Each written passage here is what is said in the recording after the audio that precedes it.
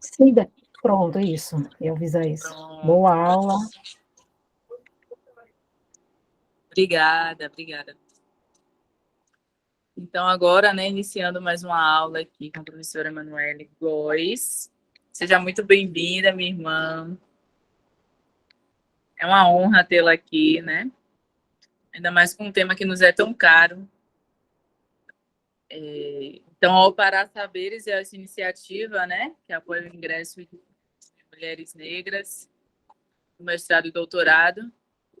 E aí a gente já tem uma jornada aí com conversas, né, maravilhosas, assim, muito elucidadoras dos caminhos, das luzes acesas.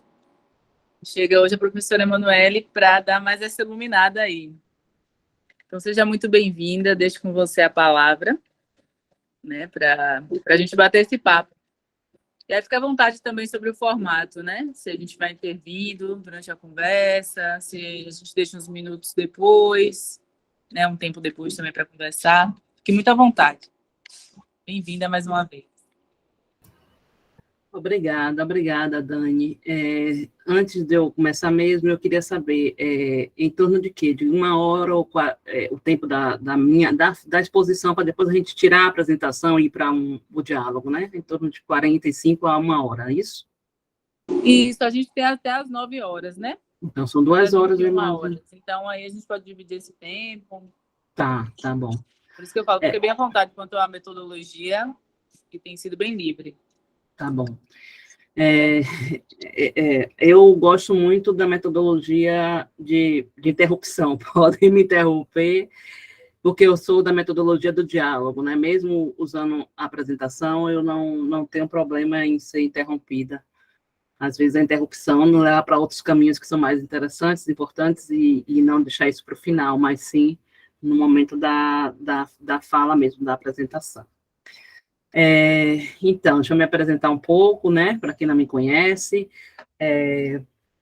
Boa noite, eu queria iniciar agradecendo a oportunidade de estar aqui dialogando com vocês, né, a maioria aqui mulheres, nesse diálogo importante, né, fundamental para nós que estamos com essa necessidade, vontade, desejo de adentrar a universidade para sermos professoras, pesquisadoras, né, para aprender, às vezes só ir lá para saber e não, né, e isso também não é nenhuma, também não é negativo. As pessoas às vezes vão para a universidade e vão estudar para acumular conhecimentos de outros conhecimentos, né?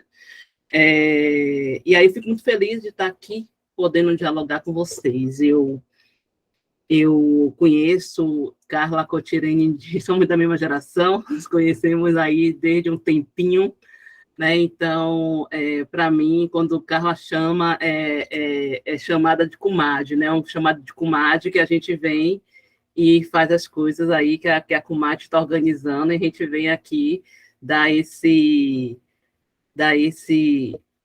apoio, e também aprender e também ganhar com tudo isso, realizar essa troca. Então, eu também, Carlinha, minha Iabá preferida, eu sou minha Iabá que adoro essa Iabá.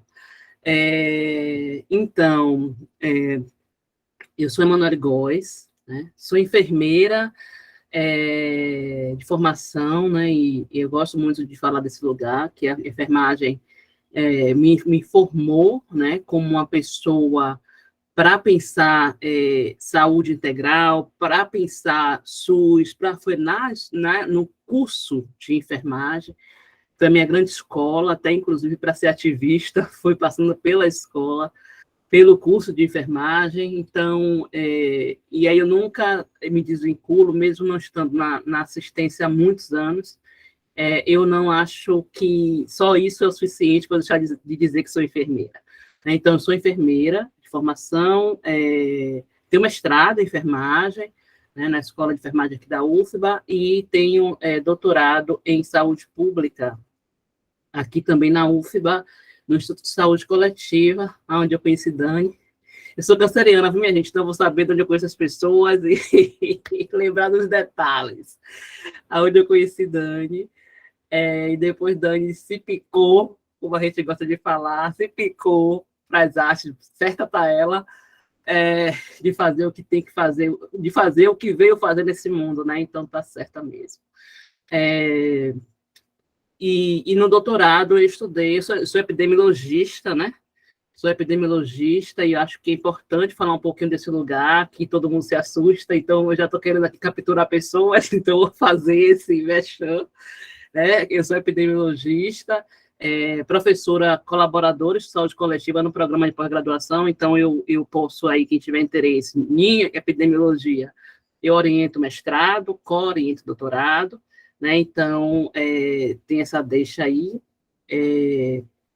Eu sou pesquisadora pós-doc do SIDAX, né, que é um Centro de Integração de Dados, Conhecimento para a Saúde, da Fiocruz, mas também fica aqui na Bahia, né, fica aqui em Salvador, e faço um pós-doc também na epidemiologia, né, então é minha cachaça, é epidemiologia, e aí eu estou aqui também para atrair pessoas a se apaixonar, convidar pessoas para se apaixonarem pela epidemia, assim como eu sou apaixonada.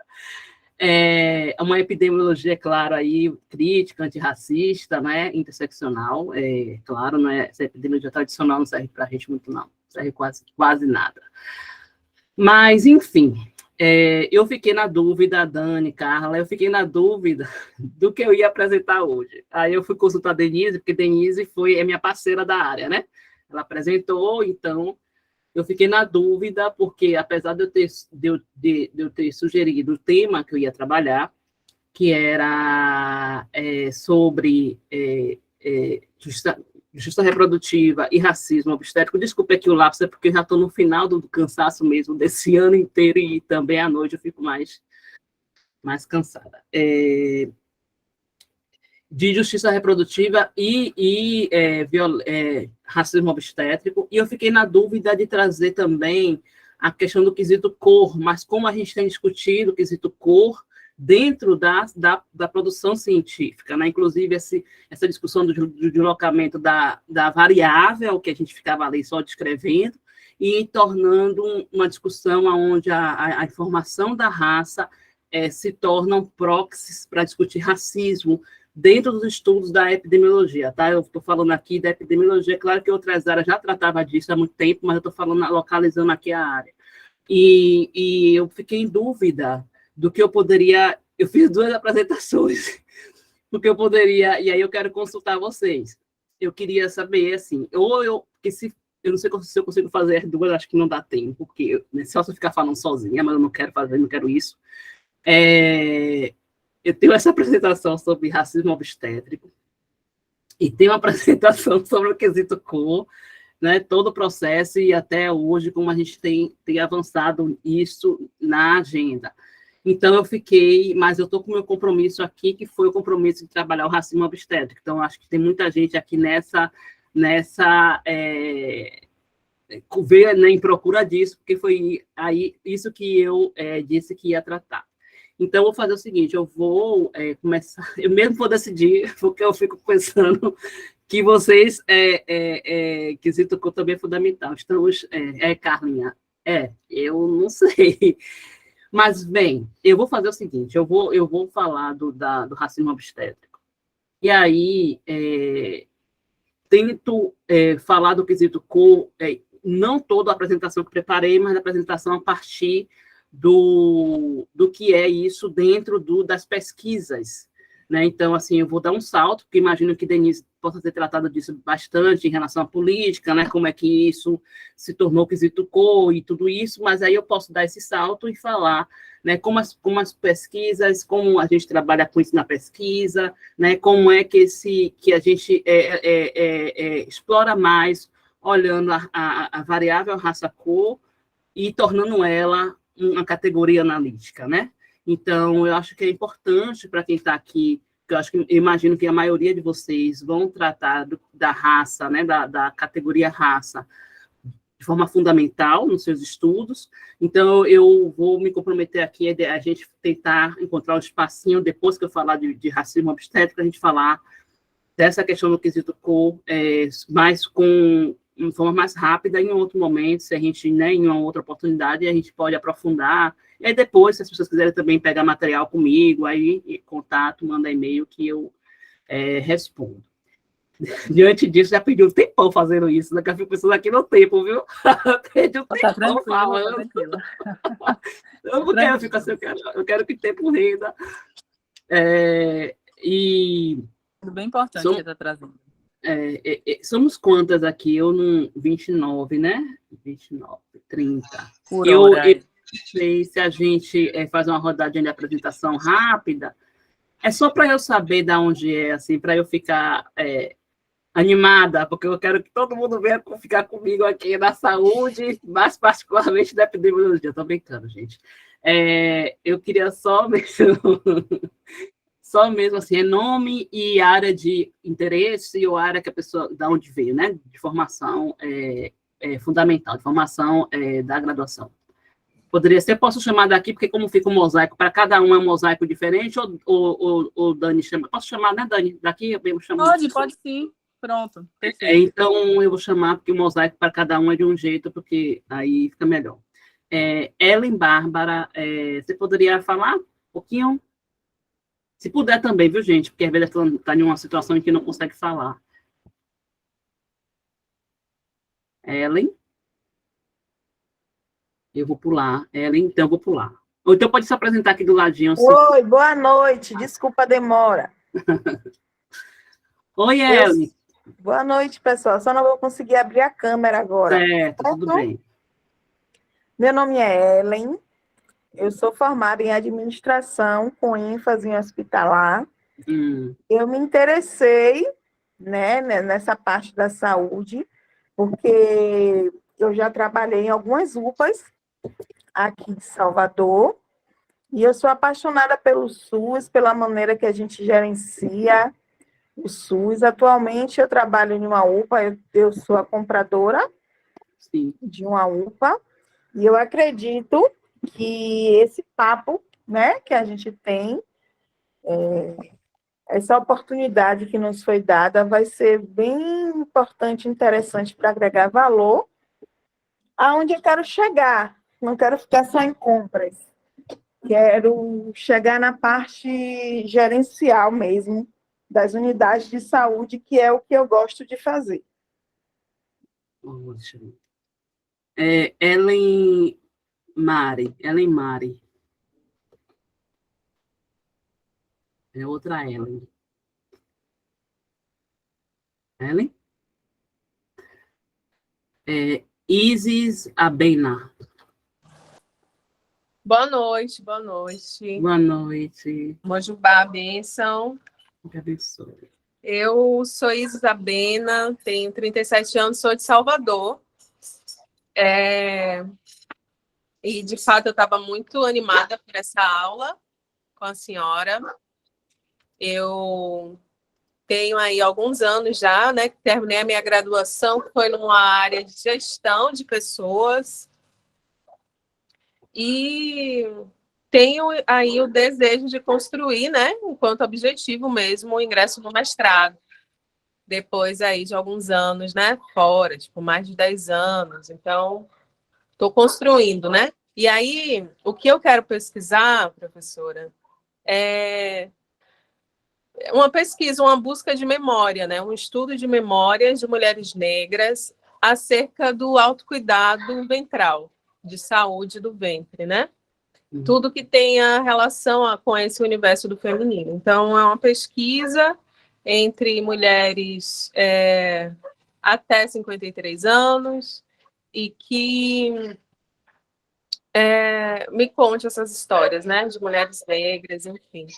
Então, é um pouco por aí que eu estou construindo ainda, né, essa ideia da pesquisa, mas é sobre isso. Ótimo. Bem-vinda de volta, né, aos estudos acadêmicos, que você pode ter estado afastado, mas você podia estar estudando aí, independente né? Então, é muito bom. Odali Cristina. Boa noite, Boa noite.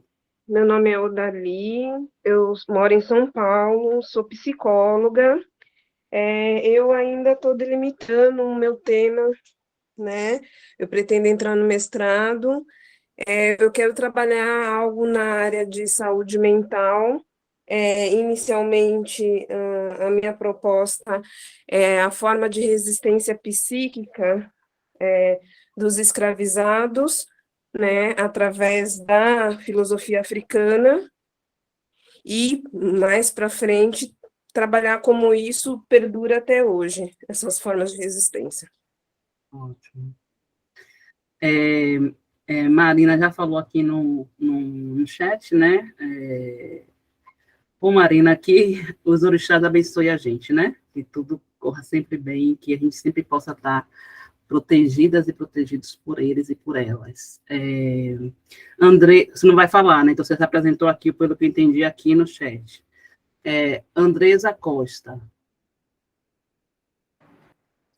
Boa noite, sou Andresa Costa, sou formada em psicologia, sou de Manaus, Amazonas, mas atualmente estou residindo em Salvador, justamente para me preparar para os programas aqui, que é voltados mais para a área que eu estudei no mestrado, gênero e raça, e a minha intenção é trabalhar a identidade de mulheres negras do Amazonas, falando sobre saúde mental, prática de cuidado de mulheres do norte.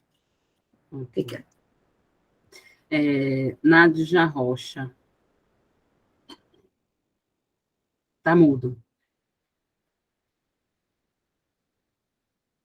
Nádia, já está, seu microfone está fechado. Ah, sim.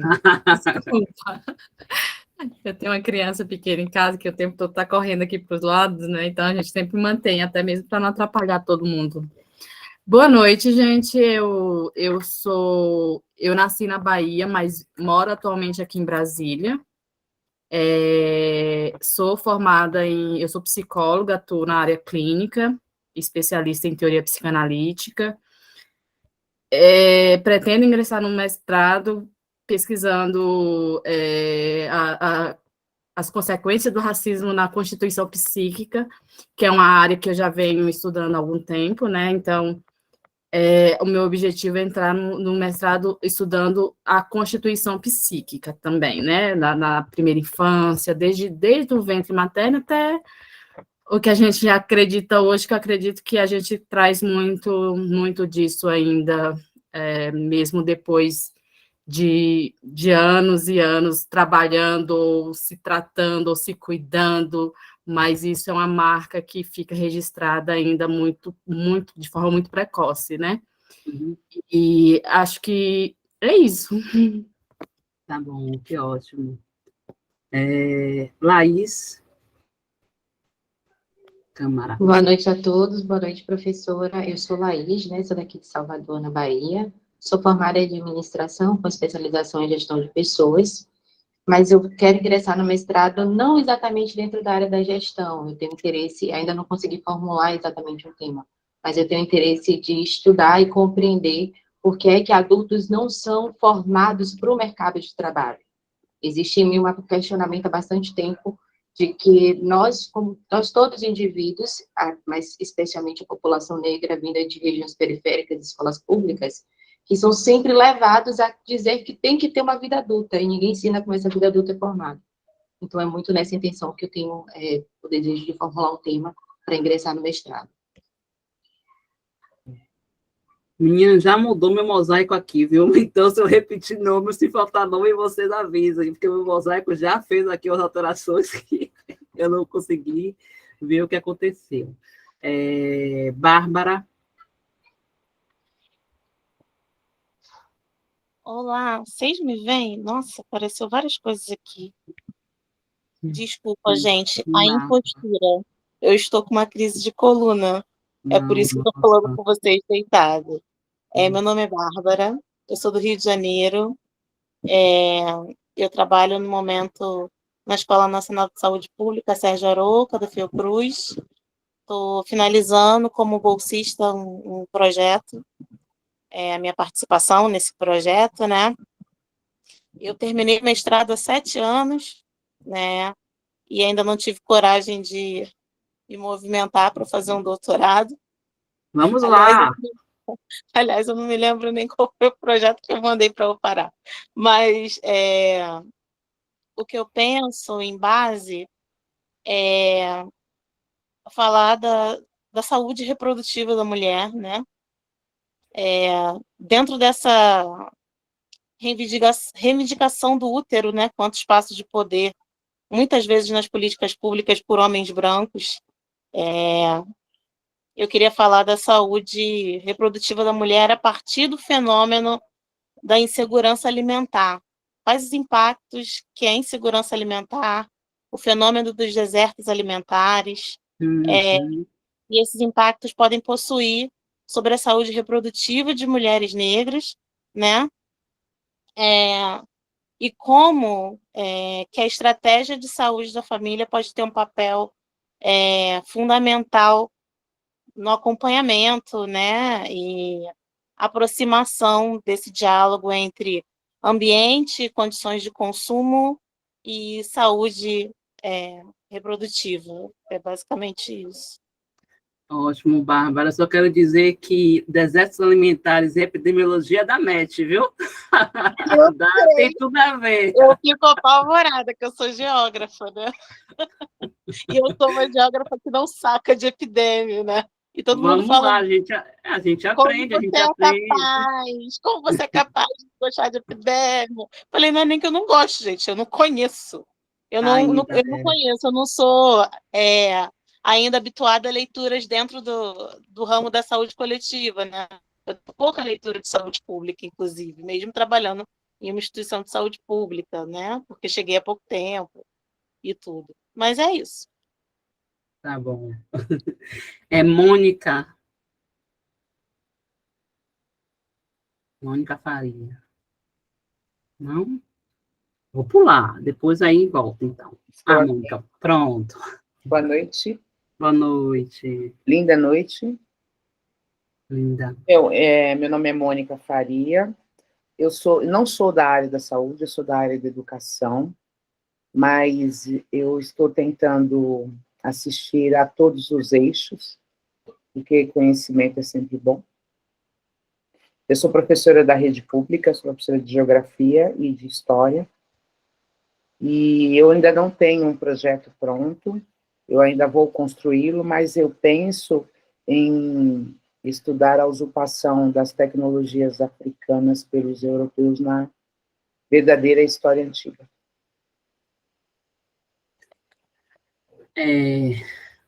Alexandra. Oi, boa noite, eu sou a Boa Alexandra noite.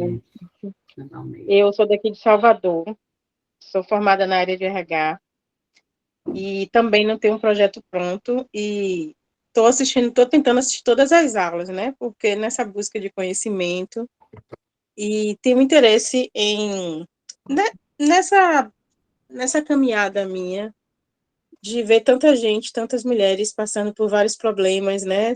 De vários gêneros, seja obstétrica, seja, né, violência doméstica, entre outras, assédio moral no ambiente de trabalho, e por eu conviver com pessoas que passaram por isso, e eu também já passei por boa parte dessa, eu estou sempre em busca de fazer algo para ajudar, né? E aí, estou assistindo às aulas para me encontrar e tentar buscar ajuda para outras pessoas.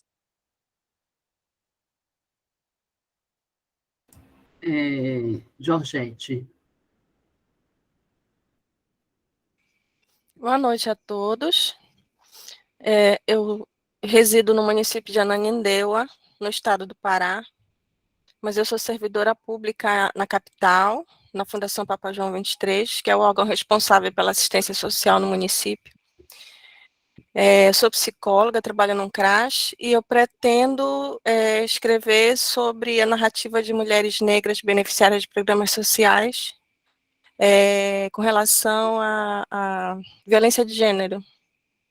Eu também, como uma colega, estou acompanhando os eixos E eu fico muito honrada também de ter sido selecionada e agradeço muito. Como nortista, né? Me sinto muito acolhida, está sendo muito, muito potente participar, né? Faz pouco tempo que eu tenho me descobrido como mulher negra, pouco tempo, desde a pandemia, posso dizer assim, né? Mas contato mais próximo com a literatura negra foi esse ano mesmo, né? E muito obrigada. Luciane, Tobias. Boa noite, eu sou a Luciane, eu moro aqui em São Paulo, no município de Franco da Rocha. Eu sou historiadora, eu estou dizendo isso porque eu penso em falar sobre a saúde mental da população negra. Eu moro num município que, durante muitos anos, existiu o Hospital Psiquiátrico do Juqueri. Então, ele surge justamente 10 anos após a abolição da escravatura aqui no Brasil, e a grande maioria da população encarcerada eram de pessoas pretas, né?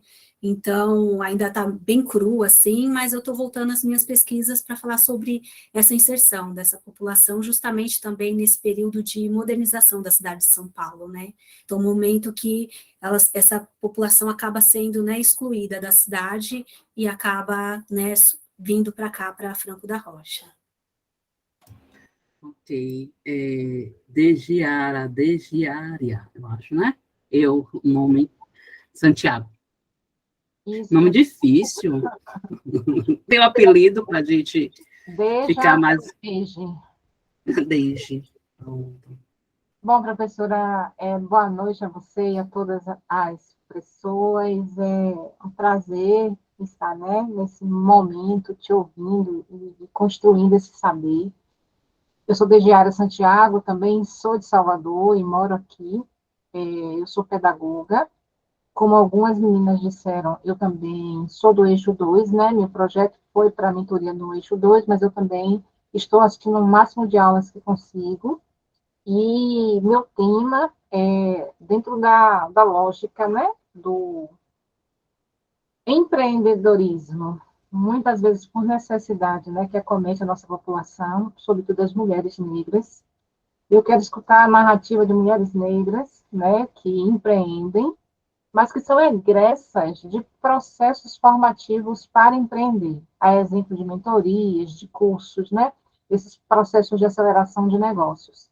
Eu me interesso saber sobre essa aprendizagem que é construída e como é que isso é gestado, né, para esse negócio, para a vida dessas mulheres e, sobretudo, como é que essas formações impactam no enfrentamento ao racismo, né, nesse fazer de empreendedor. Então, é esse o meu desejo.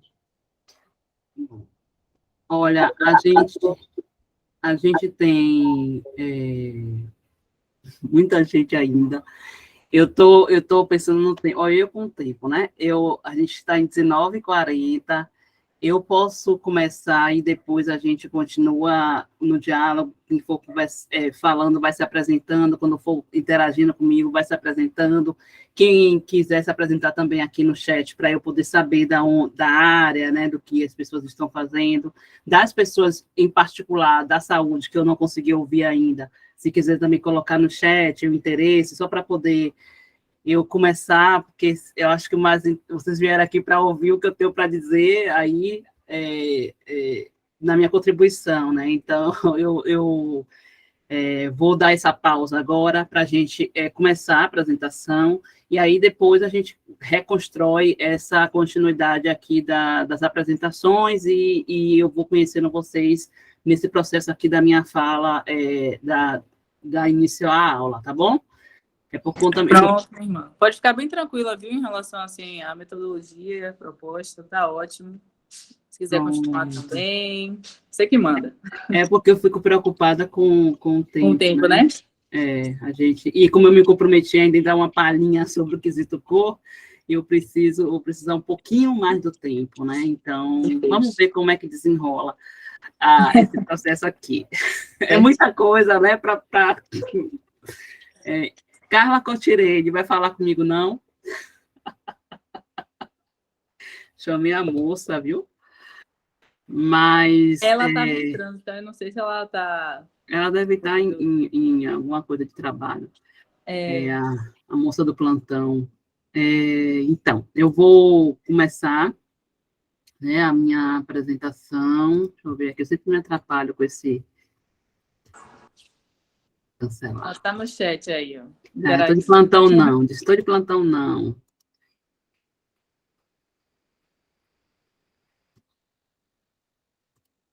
Deixa eu ver se vai dar certo. Eu estou compartilhando o quê? Pronto. Tem uma criança na frente. E agora? Tem um PowerPoint? Agora temos. Racismo obstétrico. Vocês estão vendo ainda? Então, eu estou vendo aqui. Então, eu vou falar um pouco com vocês sobre essa questão, né? Eu hoje resolvi assumir aí, quer dizer, hoje não, mas eu tô há um certo tempo, né, curto de tempo, que eu tenho feito esse deslocamento da discussão do racismo obstétrico, da violência obstétrica para o racismo obstétrico, né? Porque, na verdade, o que as mulheres negras sofrem, né, dentro da maternidade, no seu percurso da gravidez, né, do parto, do puerpério e do aborto, o que a gente experimenta é racismo obstétrico, né? Eu demorei de assumir isso porque eu precisei estudar para poder saber por que eu não continuaria falando de violência obstétrica, que pese quando nós, pesquisadoras da área, negras, falamos de violência obstétrica, a gente fala que é a violência obstétrica na sua conjunção, né, na sua interseção com o racismo institucional, mas a discussão do racismo obstétrico termina sendo mais apropriada, porque contém nessa discussão, na verdade, ela traz um processo histórico, que é o que a gente vai conversar aqui, né? Porque a gente vai discutir racismo obstétrico, porque houve um processo histórico na ginecologia, né, que os corpos das mulheres negras foram usados como cobaias, né, para realizar experimentos, para responder à ginecologia. Então, inclusive a violência obstétrica vai falar da hipermedicalização, né, que é a cesárea excessiva, né, que são todas as intervenções médicas de forma excessiva. E a gente vai falar não só disso, aliás, muito menos disso, a gente vai falar muito mais da falta de intervenção profissional quando necessária. E para já abrir nessa ruptura com a violência obstétrica, eu quero dizer que a cesárea, por exemplo, salva vidas. Muitas das mulheres negras que morrem na maternidade morrem porque a elas é forçado um parto natural, é forçado um parto normal, desculpa. Um parto normal, porque são, né, e aí eu vou discutir, são boas de parir, não precisa de intervenção, né, tudo isso. Então, termina aqui a violência obstétrica no seu conceito, né, claro que a gente vai lá, faz intervenções, né, aprimora, traz para a gente, no seu conceito mais primeiro, né, mais bruto, a gente termina não se vendo de forma muito, como sempre, né, a gente não consegue se enxergar naquilo que as mulheres, as feministas brancas, que as mulheres, né, que pensam que isso é universal, né, que as mulheres brancas sofrem é universal, esse conceito ele também termina sendo universal e, com isso, consequentemente, não nos contempla. E aí, quando a gente vai discutir racismo obstétrico, a gente vai entender, inclusive, a própria ginecologia, né? A ginecologia, ela é construída pelo racismo obstétrico, pelo racismo científico, que é também parte, o racismo obstétrico também faz parte do racismo científico. Então, é nesse sentido que eu me aproximo desse conceito, não é só trocar de termos, não é só intercambiar, mas tem uma construção feita e reflexão por minha parte, para eu realizar esse deslocamento. Inclusive, eu tenho um artigo sobre violência obstétrica, né? E agora eu tenho mais um artigo sobre racismo obstétrico. Então, eu estou aí fazendo esse deslocamento conceitual de forma mais assentada, né? E aí a gente vai discutir um pouquinho sobre isso hoje. E só para começar, conceitualmente, né?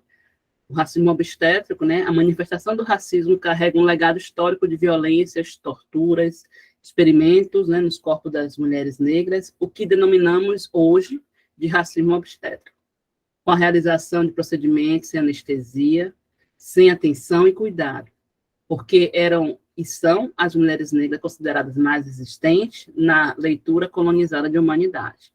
Então, é muito mais do que a violência obstétrica ou do que defende sobre, reduzem, inclusive, a violência obstétrica ao parto humanizado. E eu digo, é a atenção como um todo que precisa ser humanizada, não é só o parto, né? Então, e aí a gente termina também discutindo de que humanidade estamos falando, né? E aí, de novo, o racismo obstétrico dá conta de nos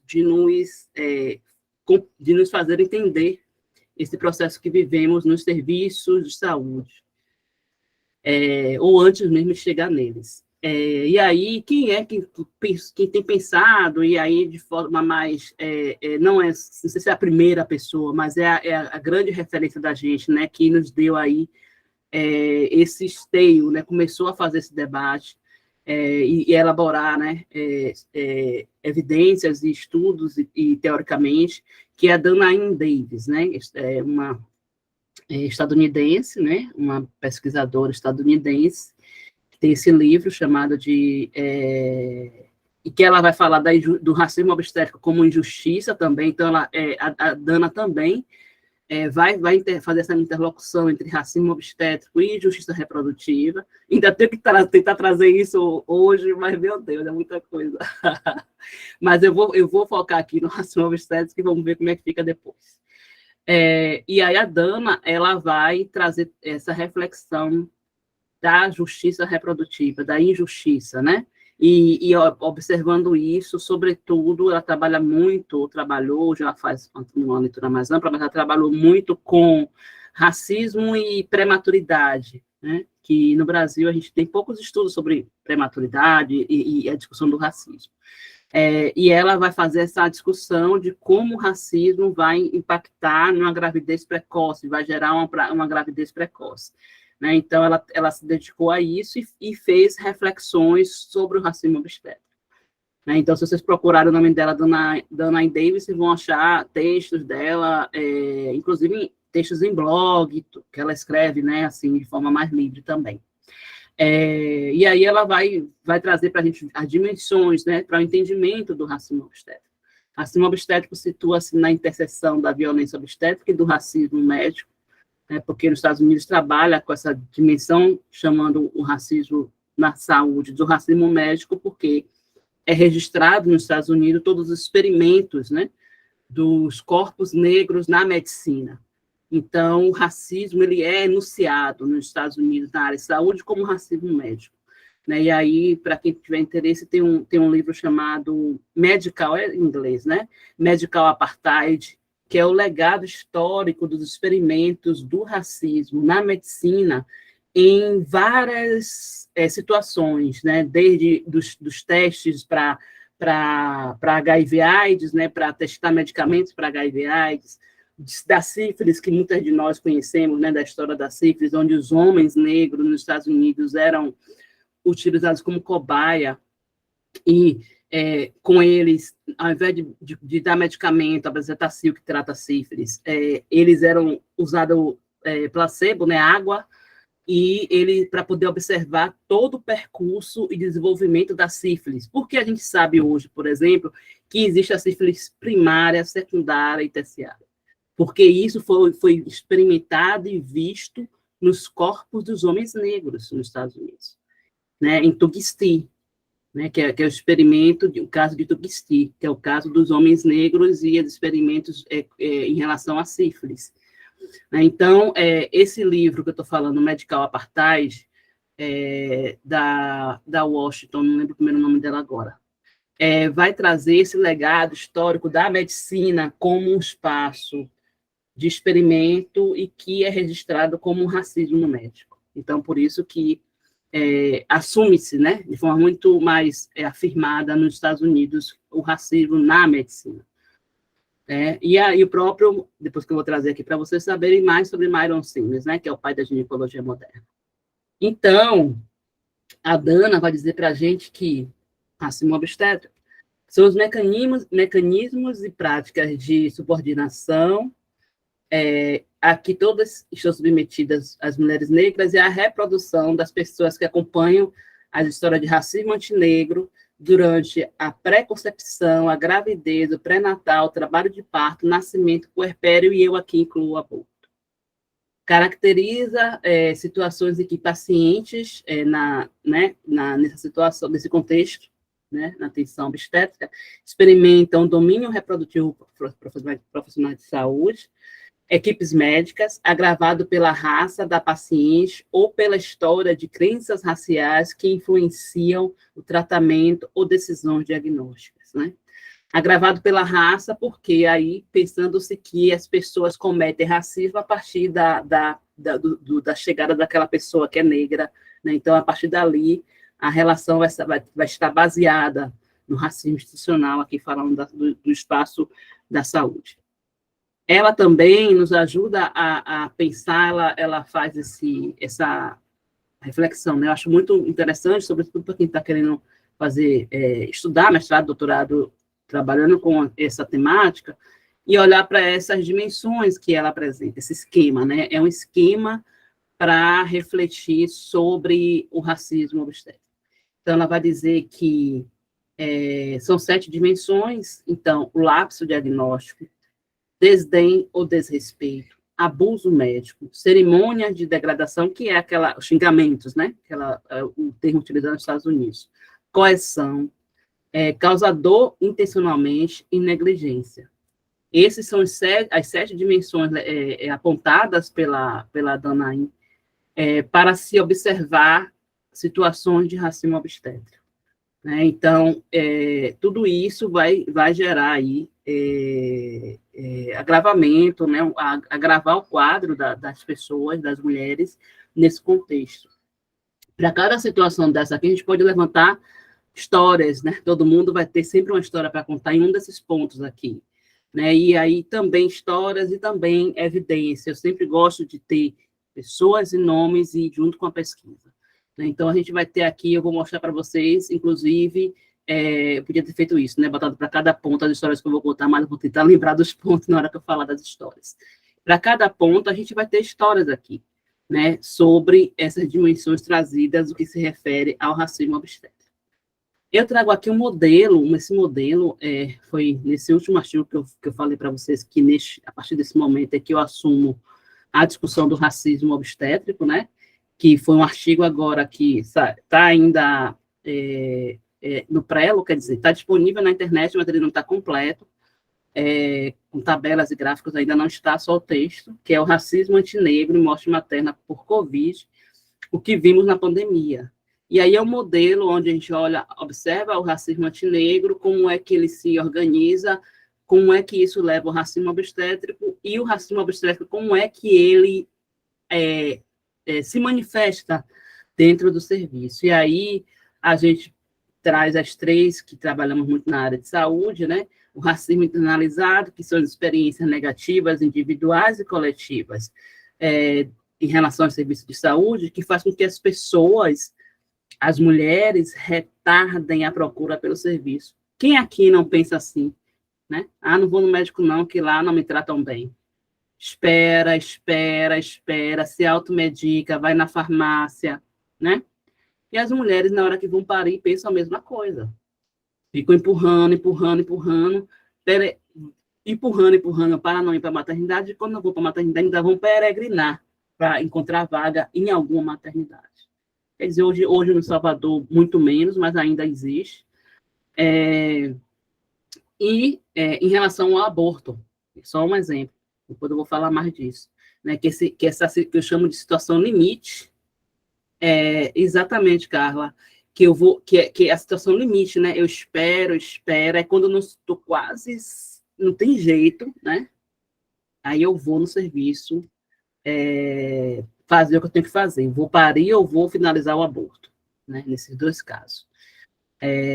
E aí, em relação ao aborto, a gente vai ver várias situações em que as mulheres aguardam a situação limite, em que minha tese eu chamei, né, situação limite, que leva à morte materna, porque ficam tomando chá, ficam se automedicando com medicamento para dor, e quando chegam no serviço já estão, por exemplo, com a infecção generalizada, que é o caso de Igriane Barbosa, de 2018, né, que ela colocou um talo da mamona para provocar um aborto, colocou o talo da mamona no canal, né, vaginal, até o útero.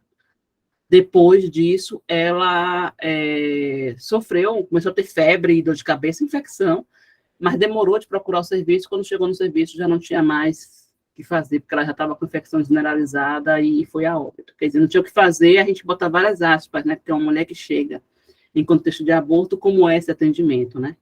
Então, mas ela foi a óbito em decorrência dessa situação limite, né?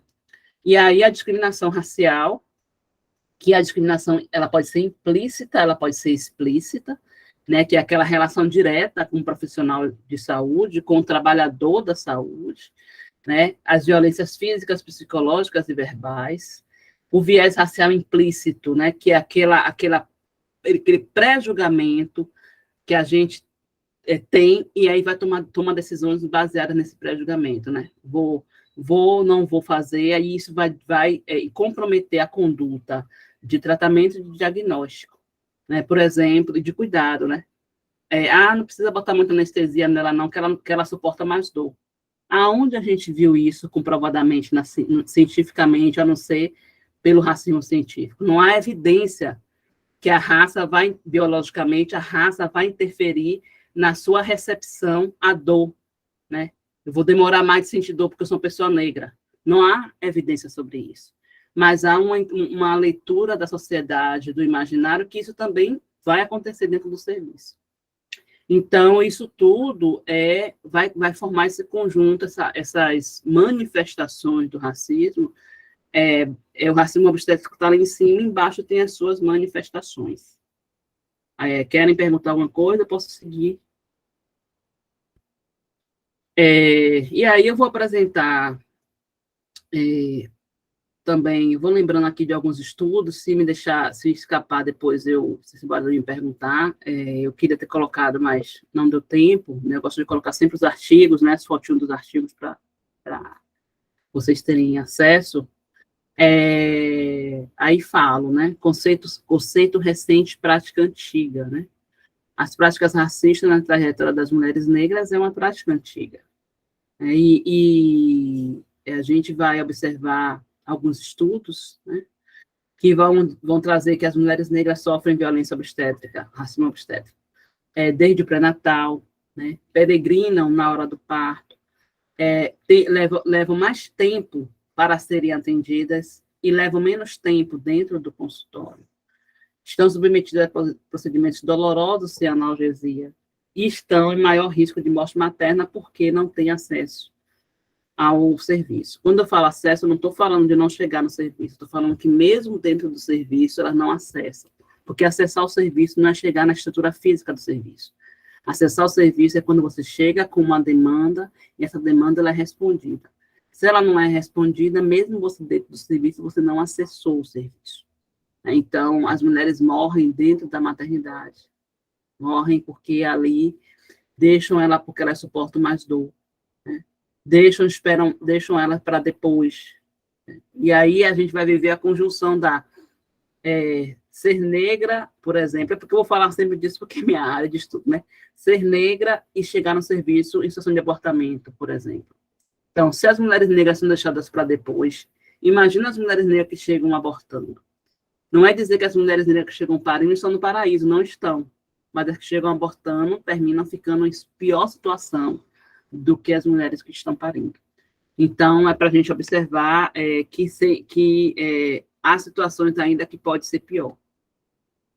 E aí, falando nisso, nessa questão de mulheres negras suportam mais dor, tem essa reflexão e essa denúncia, né, na verdade, do pai da ginecologia moderna. Ele é o pai da ginecologia moderna, Myron Sims. A gente que é da enfermagem, da medicina, aprendemos a usar vários instrumentos cirúrgicos. E vários dos instrumentos cirúrgicos que nós usamos têm o nome de pinça de Sims, né? Tesoura de Sims, tem o nome dele. Várias coisas têm o nome dele. Então, ele é o pai da ginecologia moderna a partir de experimentos nos corpos de mulheres negras, né? As mulheres ali na situação de escravidão nos Estados Unidos, ele fazia vários experimentos e não utilizava anestesia. Cortava a barriga para fazer ensaios cirúrgicos e não dava anestesia, né? Dizia que, por algum motivo, que ele não sabia explicar, as mulheres negras suportavam mais dor. Isso que eu estou falando, não é aquela conversa que vai chegando até a gente, não. Isso é um registro do diário de trabalho dele, de pesquisa, que ele registra lá. Para as mulheres, essas mulheres escravizadas, a anestesia não há necessidade, porque por algum motivo, ele é um cientista, mas isso ele não sabe responder. Por algum motivo, que eu não sei qual elas suportam mais dor. E com isso, ele conduzia o procedimento sádico sem anestesia, né? E isso lá atrás, né? Há muito tempo atrás. Mas a gente ainda vê isso na atualidade, né? Nos serviços de saúde, nas maternidades. Não só na maternidade, em outras questões aqui, que quem quiser fazer levantamento sobre outras áreas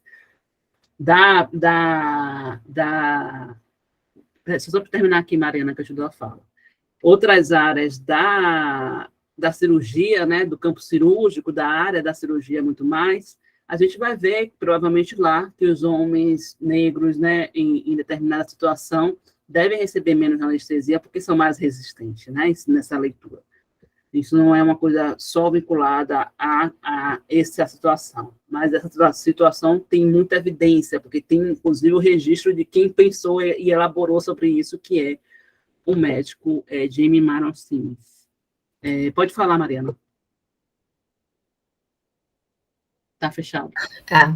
Boa noite, meu nome é Mariana, sou aqui do Rio, sou fisioterapeuta pélvica e doula. Então, para mim, essa aula e o meu projeto é sobre racismo obstétrico mesmo, né? Então, é toda essa mentalidade que continua, né? E a minha proposta é realmente, assim, é bem ousada, né? O meu projeto acaba que o início dele eu tenho a parte final, que é o que eu gostaria, nas unidades básicas de saúde, ter essa pesquisa de satisfação, onde a gente pudesse qualificar e quantificar o racismo obstétrico, né? A violência também, mas me interessa esse recorte do racismo, né? Então, assim, para mim, eu vou precisar muito dessas referências, né? Porque realmente essa mentalidade não mudou nada dentro da medicina. A gente continua vivendo isso diariamente e a gente tem que ter política pública para tentar ter um outro tipo de enfrentamento com relação a isso, porque a gente vem, né? A gente avança e volta, e sei lá, agora acho que é pé na porta mesmo, a gente tem que tentar ser ousada, é isso. Eu, Mariana, faço parte de um projeto, inclusive, que a gente quer mudar o nascer no Brasil, é isso mesmo, a gente fica às vezes, né, ai, quem sou eu? Quero, entendeu? Preciso, as crianças, né, merecem nascer bem, principalmente as crianças pretas, né, cujos ancestrais construíram esse país. Então, assim, eu fico muito... Depois eu até queria ver se eu posso falar com você por e-mail, para a gente ver essas referências, que eu acho que cabe muito no meu projeto, para eu poder ter esse referencial teórico, que eu não tenho nada, não entendo nada de academia, eu gosto de trabalhar, mas, enfim, eu me via, senti um chamado e agora eu estou tentando. Vamos lá.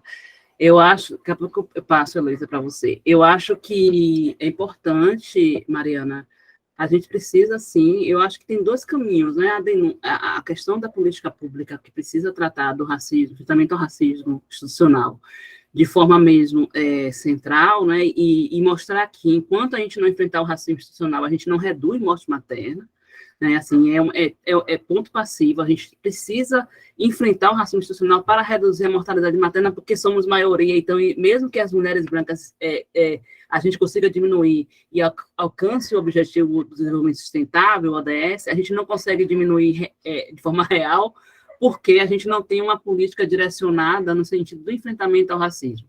Então, se a gente não enfrenta o racismo para a redução da mortalidade materna, a gente não vai reduzir a mortalidade materna. E isso não tem outro caminho, né? E aí eu acho que é isso. Agora, a gente também vai precisar mudar a formação mesmo, né? Porque não dá para a gente pegar um livro ou a gente pegar alguém indicando coisas que Myron Simmons, que é o pai da ginecologia, ensina, entende? Então, a gente precisa partir também de antes, a gente precisa chegar nas pessoas que já estão, que é a política pública, né, com médico, enfermeira, que já estão na atenção, mas também aquelas pessoas que estão se formando, né, e a gente vai precisar dizer assim, olha, Myron Simmons está aqui, fez isso, mas ele tem, dizer quem é, contar a história sobre essa pessoa, né, então, e encontrar substituto para ele, ele não precisa ser o pai da ginecologia moderna para a gente, por exemplo, né, então, a gente vai precisar fazer isso, né, é desafiador, mas é isso.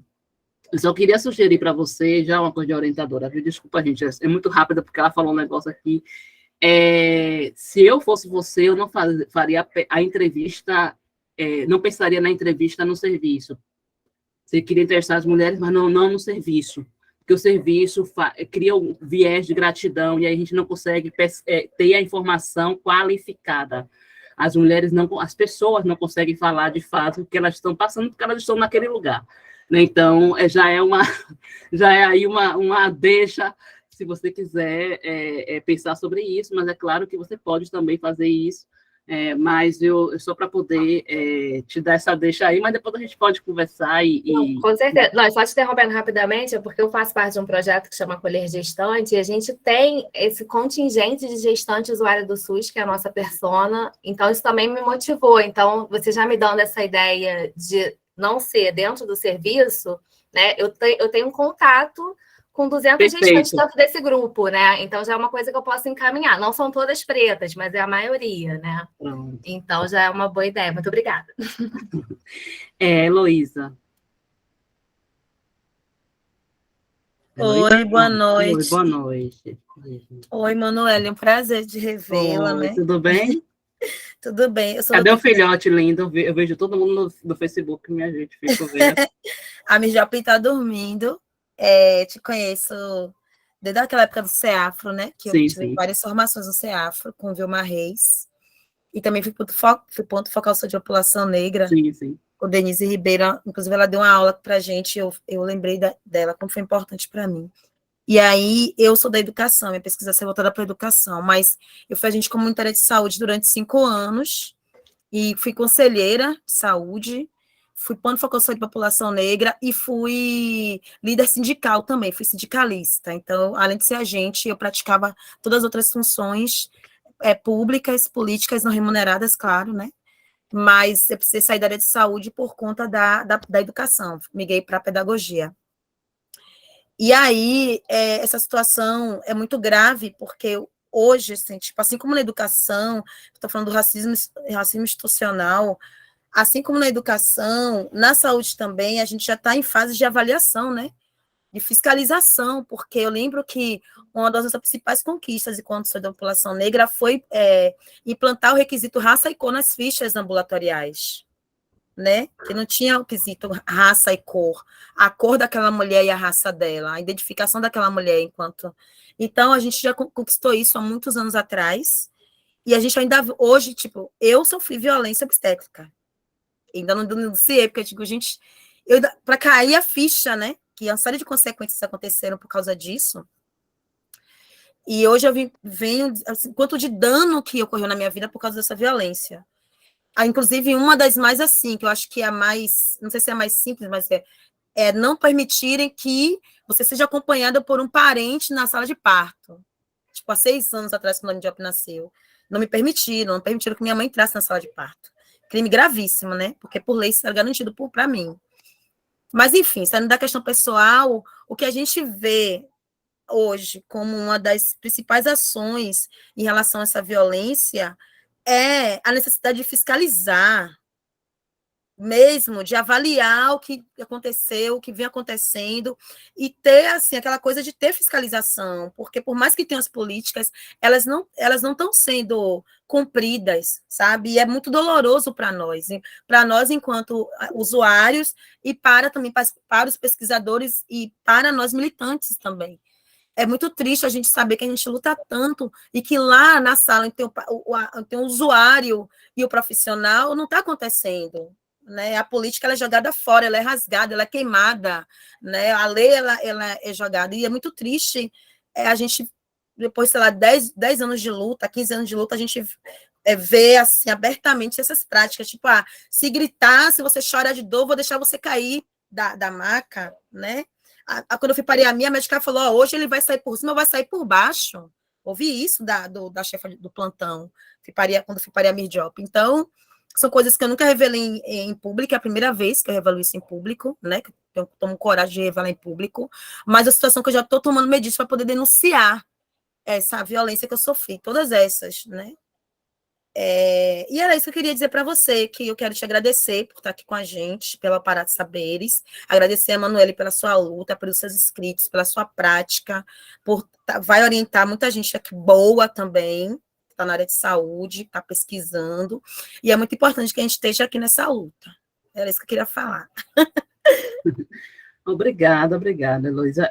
Eu acho que a gente tem também identificado violência obstétrica, né? Assim, o racismo obstétrico. Eu acho que a gente passou durante muito tempo achando que era normal, né? Era normal usar, fazer manobra de Queustelé, que é aquela manobra na barriga, que sobe na barriga da mulher para... Então, a gente até outro dia achava que isso era normal. E mais do que isso, eu, como enfermeira, que fui formada no curso de enfermagem, muitas coisas a gente aprende como se fosse uma prática para ser aplicada. Então, eu aprendi a fazer episiotomia. Eu aprendi a ficar fazendo toque para ver a dilatação do colo uterino. Né? Eu aprendi a, se necessário, fazer a manobra de Queustelé.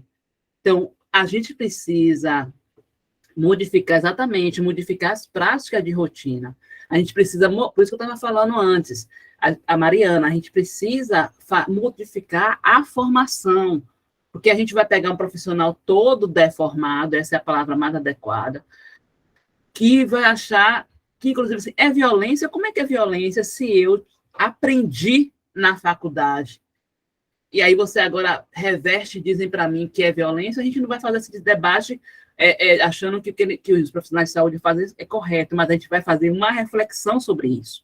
A gente tem que pensar sobre isso. Né? Então, como é que a gente aprende o tempo todo que fica medindo no colo do útero e pega a escalinha que está na parede, pega o dedinho e vê se está. Aí, dependendo do tamanho que está, tá bom. Aí você vai... Isso é que a gente aprende. Né? Então, agora, eu nunca gostei de nada disso, até parecia que eu ia saber de alguma coisa. Eu nunca fiz um toque, eu sempre fugia dessas coisas. Então, mas eu, quando eu falo que eu fui ensinada, é que nós fomos ensinados a fazer. Eu não fiz, mas a gente foi ensinado a fazer. Né? Então, é isso que a gente também precisa da política pública, de fiscalizar, mas precisa modificar a medicina, precisa modificar o ensino, né? A graduação, precisa ter professoras e professores aqui, né? Várias pessoas vão fazer mestrado, doutorado, para modificar essa forma do ensino. Esse ensino precisa ser... A gente precisa de novas epistemologias para que modifique, no final, que é isso que a gente quer, modifique o tratamento, o cuidado, que a gente não precise sair traumatizada e muitas vezes nem sai com vida. Né? Então, eu acho que a gente precisa fazer essa reflexão. Que bom que você pôde encontrar o espaço para acolher o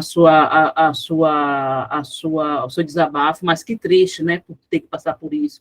E eu acho que a gente, que é militante, termina identificando isso com muita facilidade, né, porque a gente é militante, então é um sofrimento, acho que talvez até maior. Eu vou passar para...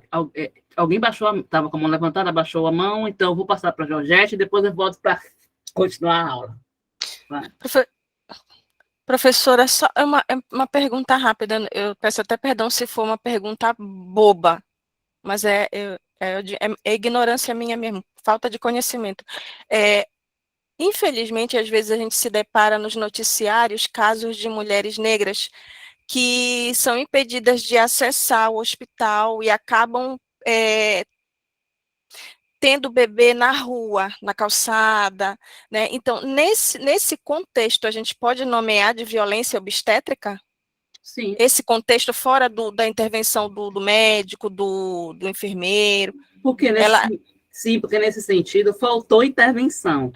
Então a gente pode considerar também, usar essa nomenclatura nesse contexto também, violência obstétrica. Tá, isso que eu queria saber. E racismo obstétrico, né? Quando a gente racismo obstétrico, né? Porque provavelmente essa mulher peregrinou, ou só tinha esse hospital, peregrinou muito e pariu na porta. Então, esse desfecho de parir na porta é um desfecho que não teve atenção adequada, né? Não teve atenção que deveria ter. Então, isso está no campo, né, das negligências, inclusive. Mariana botou junto, ela escreveu, eu falei, negligência. Às vezes usam o argumento de que não tem nenhum documento, é pessoa em situação de rua. Mas não existe não, entendeu? Ou não tem leito, não tem médico. Aí a pessoa acaba. Não existe isso, Georgette, porque a gente usam vive esses argumentos o absurdos. Sistema Único de Saúde. O Sistema Único de Saúde, você não precisa disso para ter acesso ao serviço. Então, pois enfim. Mas agora eu vou voltar aqui, então, aí depois, se tiver outra rodada, eu paro, né? Então, vão 3 perguntinhas, a gente vai rodando assim. Eu acho que não vai dar tempo, estou sofrendo com isso hoje, viu, Carla Cotirene? A sua amiga está sofrendo hoje com esse negócio do tempo. Dá para carregar aqui, vai esperar. Então, aí aqui eu estava falando sobre Myron Sims, né? E aqui se vê essas mulheres que estão, que estão né, com essa estátua em cima, e as mulheres com a tinta rosa, vermelha, né? Ali na região do útero. Em 2017, começou um manifesto nos Estados Unidos, onde ativistas pelo direito, pela justiça reprodutiva, começaram a se manifestar fazendo listas, né, para abaixo-assinado, para a retirada das estátuas de Myron Sims nos Estados Unidos, porque essa aí é tem várias estátuas, o cara é o pai da ginecologia moderna, né, para todo mundo.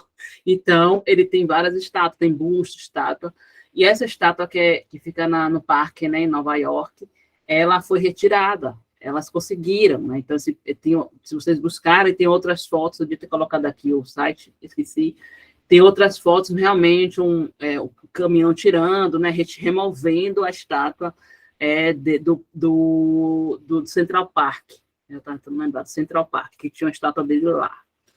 Né? Então, para a gente ver que é isso, né? A gente começa a identificar, começa a reivindicar, e infelizmente, é difícil para a gente, né? Porque cada vez que a gente vai pensando em política pública, a gente vai descobrindo que tem outras camadas a se pensar. Faz parte também do nosso processo aí de uma luta anticolonial, de uma luta antirracista, da gente pensar em uma outra sociedade. Cada vez que a gente vai tirando, né?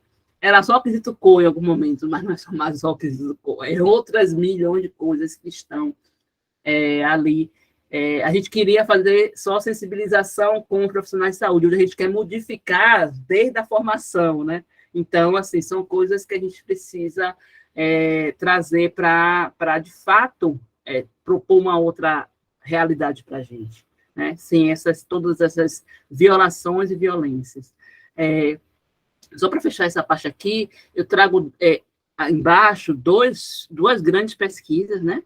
A pesquisa Desigualdades Raciais, Sociodemográficas e na Assistência ao Pré-Natal e ao Parto, que foi realizada em 2005, já tem um tempo, pela Maria do Carmo Leal, que é da Fiocruz do Rio de Janeiro, né, da INSP, da Fiocruz do Rio de Janeiro, e a pesquisa Nasceu no Brasil, também, né, liderada pela Maria do Carmo Leal, e que nas 2 pesquisas, a Maria do Carmo... A primeira pesquisa, na verdade, ela não tinha a pretensão, sabe aquela coisa que a gente faz, que trabalha com dados, e a gente não tem pretensão de fazer aquilo, mas os dados parece que, né, diz assim, eu estou aqui, né? Então, foi isso que aconteceu com essa pesquisa de 2005. A Maria do Carmo não tinha pretensão de trabalhar com desigualdades raciais. Mas quando ela começou a rodar os dados, como a gente fala na epidemiologia, rodar os dados para ver o que estava acontecendo com a distribuição, ela começou a ver que havia distinções demais grandes, né, entre mulheres, adolescentes e mulheres na atenção ao pré-natal e ao parto. E ali ela já identifica que as adolescentes e mulheres recebiam menos analgesia. Nessa pesquisa foi sobre medicamento para dor. Aí, quando chegou na pesquisa Nascer no Brasil, ela já, com essa leitura realizada na pesquisa anterior, já com isso, né, sabido, ela faz um outro levantamento e identifica que as mulheres negras, ela separa, né, pretas e pardas, sobretudo as pretas, recebem menos anestesia, que é a peridural, em geral, quando necessário, né, porque para a gente poder pensar um pouco nesse sentido. Quando necessário, porque nem sempre as mulheres precisam de anestesia no momento do parto, mas quando necessário, as mulheres pretas recebiam menos anestesia do que as mulheres brancas. Essa é uma pesquisa nacional, né, um inquérito nacional, onde ela levantou os dados de todas as maternidades das capitais do Brasil, se eu não me engano. Então, é um estudo grande, né, onde isso foi evidenciado. Vou passar. Fiquei muito tempo parado aqui, não quer passar. Passou agora.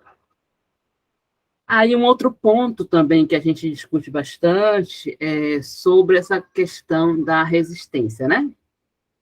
Mulheres negras suportam, são resistentes, podem parir normal, não precisa de intervenção. O que isso gera quando a gente toma essa decisão? Ali naquela quadrinho que eu fiz, né, sobre tomada de decisão, o viés racial implícito me faz tomar uma decisão. Eu sou médica ou enfermeira, me faz tomar uma decisão, e a minha decisão é, não preciso fazer intervenção, porque elas resistem, elas são boas de parir, elas são resistentes, não precisa da nossa participação, né, da nossa colaboração, da nossa ajuda naquele processo. Tudo que eu estou falando aqui, minha gente, é no que é necessário. A gente defende um parto natural, defende um parto normal, mas há casos de que isso não é possível. E nesse caso de que isso não é possível, é preciso de intervenção. E mesmo em um parto normal, é necessário uma atenção, uma intervenção para que aquele parto seja conduzido de forma qualificada e humanizada. Tá? Só para poder lembrar aqui de que eu não estou fazendo uma adesão à medicalização, estou fazendo uma adesão a um cuidado adequado, oportuno, de qualidade. Então, livre de racismo, inclusive. Então, e aí, por que a gente pensa isso? Por que aquela médica, aquela enfermeira pensa assim, não precisa fazer intervenção, as mulheres, né, negras, indígenas, são boas de parir, parem sozinha, né? Assim que falam, né? Cospem, inclusive, usam esse termo. E aí a gente traz o legado da colonização, né? A indicação de que tipo de escrava as mulheres africanas se classificariam, nesse caso, a escrava reprodutora, era valorizado isso. Então, a escrava reprodutora era aquela que era dita que era boa de parir. E boa de parir foi sendo assumido para aquelas mulheres que não precisariam de nenhuma intervenção e atenção, porque elas resolvem por si só. Né? E qual é o desfecho disso? Porque eu estou falando disso, estou dando várias voltas. Eu vou contar uma história daqui de Salvador que é muito difícil. Em 2019, 2020, antes da pandemia, uma mulher foi parir na maternidade aqui, na suburbana, em Salvador, e ela começou a forçar para parir na recepção, e ninguém fez nenhuma intervenção, porque ela era boa de parir. E aí, essa mulher morreu. Essa mulher morreu porque ela tentou parir, porque os médicos forçaram ela a parir, e o útero dela rompeu, porque ela estava com o filho atravessado. Então, ela tinha que ter uma cesárea. Não tinha como ela parir normal. É por isso que a gente fala que cesárea salva vidas, entende? Neste momento, salvaria a vida dessa mulher. E, neste momento, o que se construiu no imaginário foi a principal tomada de decisão de um profissional de saúde. Ela pode parir. Né? Então, ela pode parir e não tocaram nela, porque a gente que é da área, se a gente tocar, a gente sabe que o bebê está atravessado, a gente sabe ver isso. Não fizeram ultrassom, deixaram a mulher lá, né, até que o útero se rompeu. Bem, é para poder mostrar para vocês que isso não é uma coisa que não deve ser tratada, a gente deve falar sobre isso, sim, e deve reconhecer isso de fundamental importância, isso que eu estou dizendo sobre o racismo obstétrico. E aí, a pesquisa Nascer no Brasil, novamente, é porque é uma pesquisa que tem várias pernas, né? Novamente, a Maria do Carmo vai mostrar para a gente que as mulheres brancas apresentam maior proporção para cesárea, óbvio, e as mulheres negras, quase metade dos partos são vaginais. Elas também têm maior chance de nascimento pós-termo, em relação ao nascimento completo. Termo completo, explico. Nascimento pós-termo é aquele, a Mariana sabe mais do que eu, que é fisioterapeuta dessa área mesmo. Pós-termo é o nascimento que você fica ali protelando, porque que não precisa de intervenção. A decisão deve ser muito nesse sentido, né, que não precisa de intervenção, em que ela vai chegar uma hora que ela vai parir, então você vai empurrando o parto que deveria acontecer no momento anterior, e esse parto vai ser empurrado para frente, e a gente é chamado de parto tardio, parto pós-termo, e que isso pode gerar um quadro de infecção para a mulher, por exemplo, se levar muito tempo, e um quadro de adoecimento da criança que está ali, que deveria ter nascido há um tempo já. E isso que a Maria do Carmo encontrou. Então, isso dialoga com o que a gente está falando sobre essa questão de deixar as mulheres resolverem lá, porque não precisam de intervenção, porque elas são boas de parir. Né? Então, para poder a gente pensar, eu sempre gosto de falar das pessoas, por isso que eu trouxe um caso, para a gente pensar nas pessoas e pensar nos dados, nas evidências, que dialoga, na maioria das vezes, com o que a gente encontra na realidade e que o movimento social denuncia. Aqui um outro ponto, né, sobre, uma outra forma de abordagem, um outro conceito que a gente não consegui aprofundar hoje, sobre hierarquias reprodutivas, que é aquela discussão onde quem são as mulheres e pessoas que gestam, que têm autorização para exercer a maternidade, né? Então, a hierarquia reprodutiva, basicamente, é sobre a hierarquia em relação à maternidade. E isso vai impactar na atenção no serviço de saúde. Por que eu estou falando isso? As mulheres, quando chegam no serviço baseado nessa hierarquia reprodutiva, sempre acham que as mulheres negras não querem ter filhos, sempre acham que as mulheres negras, apesar de serem parideiras, não querem ter filhos porque elas transam, engravidam, mas a intenção era transar, não era engravidar, né? Porque são mulheres vinculadas ao sexo e não às relações afetivas sexuais, né?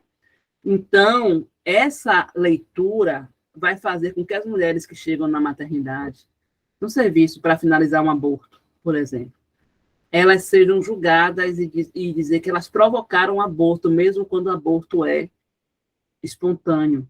Porque essas mulheres não queriam parir, então elas não... É mentira, o aborto não foi espontâneo, o aborto foi provocado. E mesmo quando o aborto é espontâneo, as pessoas botam várias interrogações. Espontâneo, mas você não cuidou bem da barriga, por isso que você perdeu. Então, toda essa leitura aqui, ela vai impactar no serviço. Né? São as mulheres pobres, na maioria negra, as mais criminalizadas a chegar na maternidade para finalizar o aborto. Isso foi uma pesquisa realizada pelo Ministério Público do Rio de Janeiro, que as mulheres que chegam, mesmo com aborto espontâneo, são denunciadas entre aquelas que realizaram aborto provocado, e são criminalizadas com isso. Então, essa é a leitura, essa leitura da hierarquia reprodutiva que desvincula a maternidade das mulheres negras está no serviço.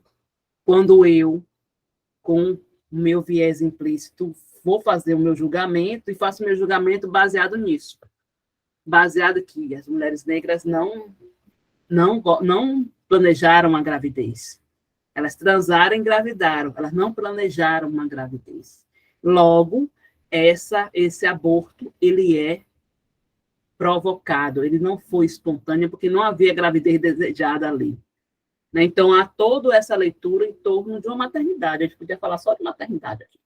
Em torno de uma maternidade e quem são as pessoas que você olha e diz assim, não, essa daqui não, queria sim, perdeu porque não tinha, realmente não estava bem alimentada, perdeu porque não estava na hora, veio o cristianismo, né? Perdeu por isso, mas não vai estar a leitura da mulher que não queria, mas engravidou, então o aborto é provocado.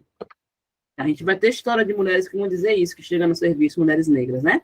Chegam no serviço, na hora de ir lá fazer a curetagem, finalizar o aborto espontâneo, que eu estou falando, e foi todo o tempo julgada, porque ali diziam que achavam e a condenavam por um aborto provocado. Então, é por isso que eu trago também, que pese a Dana não traga aborto, mas como eu sou uma estudiosa da área, considero importante, eu também trago o aborto na minha leitura sobre o racismo obstétrico. E aí a minha pesquisa, né? As barreiras individuais, na busca, a minha pesquisa é sobre racismo, aborto e atenção à saúde, né? Uma análise interseccional, acho que é análise ou perspectiva interseccional, não lembro agora. Barreiras individuais na busca de cuidado para o primeiro atendimento. Isso foi uma coisa que eu investiguei na minha tese. Vocês lembram que lá atrás, quando eu apresentei aquele quadro, e que eu vou falar do racismo internalizado, mas não para dizer que a pessoa que sofreu racismo vai reproduzir o racismo, mas como o racismo internalizado faz com que elas tomem algumas decisões, inclusive, que prejudicam a própria saúde, como a não procura pelo serviço, pela experiência coletiva e, às vezes, a própria pessoa, e em procurar o serviço e ser maltratada no serviço, né? Isso é um fato. E aí, quando eu fui fazer essa pesquisa do doutorado, estou trabalhando aqui com mulheres que foram para a maternidade, serviço, a maioria da maternidade, né, para finalizar aborto, a maioria é maternidade.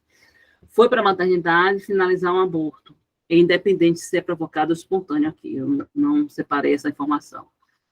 E o meu pressuposto, como pesquisadora, né, da área, era de que eu não ia encontrar tanta diferença entre mulheres negras e brancas, aí eu separo pretas e pardas, mas eu estou analisando aqui a população negra, né, as mulheres negras. Eu não ia encontrar tanta diferença entre essas mulheres, porque eu parto de um pressuposto de muita violência que as mulheres sofrem em decorrência do aborto. Todas as mulheres pretas e brancas sofrem no serviço pelo estigma do aborto. O aborto é crime nesse país, então as mulheres sofrem por isso. E quando eu vou ver os dados, a gente está vendo que é isso aqui, né? Então, a diferença é alarmante. É mais que o dobro quando a gente compara. Sumiu aqui. A verdinha, que não está dando para ver aí que sumiu, a verdinha é a mulher branca, tá? Que tem uma menor percentual. Aqui na legenda sumiu, não tinha reparado. Você vai reparar que a verdinha, que são as mulheres brancas, o percentual de medo de ser maltratada é 6%. Das mulheres pretas é 13%, é mais que o dobro. As mulheres pardas ficam na intermediação ali, mas também é alto. Né? Então, como a gente vai ter a questão do transporte, olha lá embaixo o transporte, o dobro, 1,7 para as mulheres brancas e 5,6 para as mulheres pretas. Essa pesquisa foi realizada com mulheres do Sistema Único de Saúde, então não há mulheres que usou o plano de saúde. Todas essas mulheres foram aí, Mariana, entrevistadas na maternidade, tá? Inclusive, eu estou falando dessa experiência, por isso que eu estou falando de um lugar, inclusive, que eu sei que é difícil quando a gente vai pensar em entrevistar sobre qualidade. foram entrevistadas na maternidade, todas usando a maternidade pública, né, do Sistema Único de Saúde. Todas as mulheres da região Nordeste, porque foi uma pesquisa realizada em São Luís, Salvador e Recife. Então, a gente tinha a homogeneidade nesse sentido, né? A homogeneidade de local, a homogeneidade de serviço.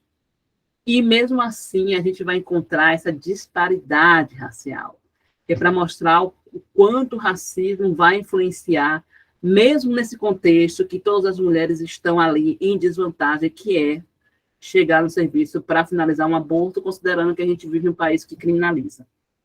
Então, essa é uma leitura que das várias que eu posso fazer, que eu faço sobre esse resultado contrário. E o medo de ser maltratada vai deixar as mulheres, né? Qual é a sua dificuldade de procurar o serviço? É medo de ser maltratada. Se é medo de ser maltratada, então eu vou esperar a situação limite para procurar o serviço. Eu não vou procurar o serviço quando eu ver o sangramento, eu vou esperar o sangramento parar. Aí, quando o sangramento não parar, que continuar aquela hemorragia que você está quase desfalecendo, aí você vai no serviço. Aí, a gente não sabe o que pode acontecer. Se você chegou na situação limite porque seu corpo não suporta, ou porque também o serviço não vai te acolher para salvar sua vida. Né? Então, é isso, né? Pré-natal também é uma cena que a gente vê muitas discriminações. Mas, então, esse medo de ser maltratado, eu ali fiz uma análise sobre situação limite, né? Que as pessoas esperam muito para procurar o serviço. E isso está associado ao racismo institucional. Essa experiência que a gente vivencia nos serviços de saúde faz com que todas nós termine adiando a procura pelo serviço. E aqui mais aquele medo de ser maltratado se confirma no próximo dado, que eu tinha medo de sofrer no serviço. E realmente, chegou no serviço, foram essas mulheres que tinham medo de sofrer no serviço que tiveram as maiores barreiras dentro do serviço. Esperou para ser atendida, teve que aguardar vaga, as parturientes foram atendidas primeiro e outras dificuldades. Então, a gente vai ver a diferença, né, entre elas, como as mulheres, sobretudo as mulheres pretas, vão aí destacar essa diferença, essa barreira institucional. Aqui, para a gente ver, né, algumas situações de mulheres, a Igriane, que eu falei, né, do aborto, a Rafaela, uma menina de 15 anos, que precisaria de um parto cesárea e não houve, e morreu, né, no Rio de Janeiro, 2015, a história Aline Pimentel, que é a história marcada no Brasil, né, que é uma história aí que entrou como um marco na agenda da atenção obstétrica e dos direitos reprodutivos, né, onde o Brasil foi condenado, culpado pela morte de Aline Pimentel, tanto pela agenda da violência, da discriminação contra as mulheres, quanto da agenda da discriminação racial. Então, e aí foi considerado, né, tudo que ela passou dentro do serviço como uma questão de racismo institucional, inclusive, né, mas a gente não queria botar a história de Aline como um caso emblemático de morte, né, obviamente, que a gente não precisaria fazer isso, não deveria, né? A Aline deveria estar aí com sua filha e com sua outra filha, né, que ela já tinha uma filha quando ela morreu. Serena, eu gosto muito de trazer a história de Serena Williams, né? Serena Williams é naqueles 7 dimensões, é aquela dimensão do diagnóstico, da negligência também, né? Cabe mais de um. Que a Serena quase morre, né? Ela teve um caso de que a gente chama de quase morte materna, ou niermice, né? Em que ela foi negligenciada pela informação que ela estava dizendo que tinha que usar medicamento para anticoagulante, porque ela já tinha um histórico, e aí suspenderam e não escutaram ela de forma nenhuma, e ela desenvolveu uma embolia pulmonar. Embolia pulmonar, só para, além de ter recurso financeiro, só muita sorte para sair vivo de uma embolia pulmonar, né? E aí eu gosto de trazer a história de Serena para mostrar que não adiantou, não foi suficiente ter dinheiro e status, né? Ser uma pessoa negra ser uma mulher negra a colocou em risco quase que ela morre de morte materna. Ela não morreu porque ela tinha todas as necessidades mais próximas dela, diferente das outras meninas aqui ao lado dela, que morreram, né? Todas elas. Então, é para a gente poder também fazer essa reflexão, né? Do quanto o racismo, ele vai, como a gente diz na epidemiologia, mesmo quando a gente ajusta, quer dizer, mesmo que eu coloque todo mundo no mesmo status socioeconômico, que foi o que eu fiz na minha tese, a gente vai ver o racismo se manifestando. Mesmo que todo mundo tenha a mesma escolaridade, mesmo que todo mundo tenha a mesma renda, mesmo que todo mundo tenha, todas as mulheres, né? Vai continuar ali o maior risco para as mulheres negras, porque o racismo vai atuar na conjunção com a renda, com a escolaridade, mas também vai atuar sem precisar da renda e da escolaridade, né? Que é o caso de Serena. Então, das duas coisas a gente consegue fazer uma análise sobre o racismo obstétrico.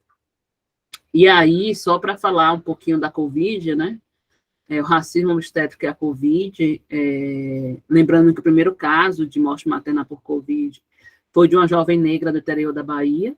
Ela estava auxiliando seu companheiro no trabalho e se contaminou com o novo coronavírus. E o caso dela é um caso muito também, de novo, emblemático, infelizmente, porque é a história das pessoas que estavam no Rio de Janeiro, os homens, né, como sempre, no Rio de Janeiro, e fugiram, estavam contaminados, já estavam diagnosticados, eram assintomáticos, mas tinham positivado para a Covid, e fugiram para o interior da Bahia para fazer uma festa de casamento, uma festa. E o marido dessa jovem fornecia comida, bebida, alguma coisa nesse sentido, para essa festa. E nisso ele se contaminou, e ela ajudou ele a dirigir no carro, enfim, e se contaminou. Né? Então, a história é semelhante da trabalhadora doméstica, né, que vai pegar a Covid e vai morrer, o primeiro caso da Covid no Brasil. E aí, esse estudo que a gente realizou sobre racismo antinegro e morte materna vai mostrar para a gente que os resultados, né, como o racismo afeta as gestantes de puérperas, pretas e pardas, que apresentam maior letalidade, né? A diferença chega a 14%, principalmente no puerpério. Gestantes pretas e pardas são as que menos acessaram a UTI, mesmo chegando em quadro mais grave, que são as que mais também acumulam comorbidade e, consequentemente, precisaria de suporte, né, ventilatório. Após o ajuste, que é aquilo que eu falei para vocês, né, mesmo quando a gente ajusta, que é tornar igual, que é tentar deixar ali, tirar a influência da escolaridade, de outras questões que têm ali influência no que a gente está observando, a chance de óbito materno para as mulheres pretas foi 62% maior do que para as mulheres brancas na pandemia. Eu já estou finalizando, não vai dar para ir para lugar nenhum, só para abrir para o debate. Eu estou vendo, Dani, você rindo de mim. A letalidade aqui, aí para vocês verem, né, a diferença, sobretudo no puerpério. Olha as pretas, a letalidade, que é a morbidade mais a mortalidade, e aí, dividido, né, e a gente vai calcular isso, a taxa de letalidade, quanto aquela doença foi letal.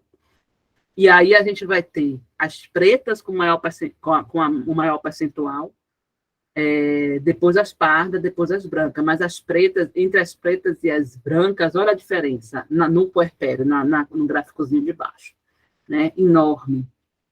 Como o contexto da pandemia agravou o que já era desigualdade prévia, né? E isso, estou finalizando, então, muito que a gente já falou aqui, né? É fundamental uma ciência antirracista, uma ciência baseada em evidência, destituir o racismo científico dos livros e dos ensinamentos nas aulas teóricas e práticas, né?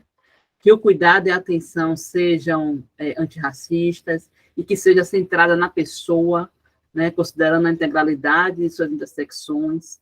É preciso enfrentar o racismo na atenção obstétrica. As demandas das mulheres negras precisam ser evidenciadas e colocadas no centro da pauta.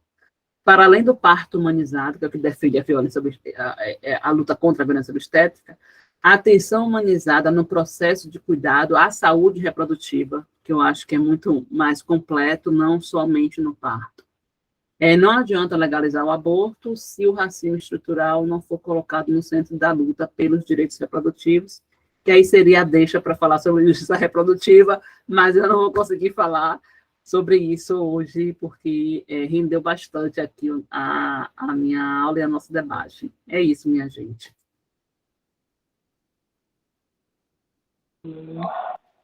É isso, né? É um tema que sempre rende muito, assim.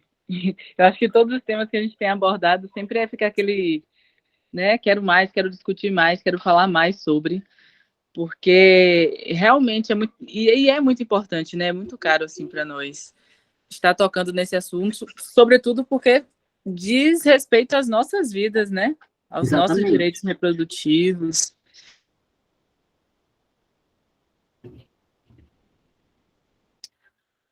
Dani, você está congelada. Ai, congelei? Ai, voltou. Voltei? Voltou. Ah, pronto. Congelou todo, Dani. É ir para outro lugar, então. Vamos ver se melhora. Melhorou? Pronto. Voltei? Pronto. Acho que é o local. E aí é isso, durante sua fala, vários relatos aqui, né? E vários apontamentos sobre mulheres terem sofrido, né? Violência obstétrica, ou conhecer mulheres, ou terem vindo de um parto que teve a violência obstétrica ali presente, né? E é uma realidade que a gente vê assim, muito forte. A gente estava falando no início, né, sobre ser sanitarista. Sim, eu me formei sanitarista, e é como você disse, né? Eu continuo sendo, principalmente quando a gente vê muitas pesquisas. Eu acho que a epidemiologia também era uma área muito forte que eu sempre gostei de estudar, porque apresenta esses dados mais fortes, assim, né? Mais de uma maneira mais explícita, e que a gente mostra a necessidade da criação de políticas públicas a partir desses dados, né? Então, é aquele dado real ali que a gente tem em mãos para reafirmar uma necessidade que ainda que esteja, né, na cara, mas, enfim, precisa ser reafirmada sempre.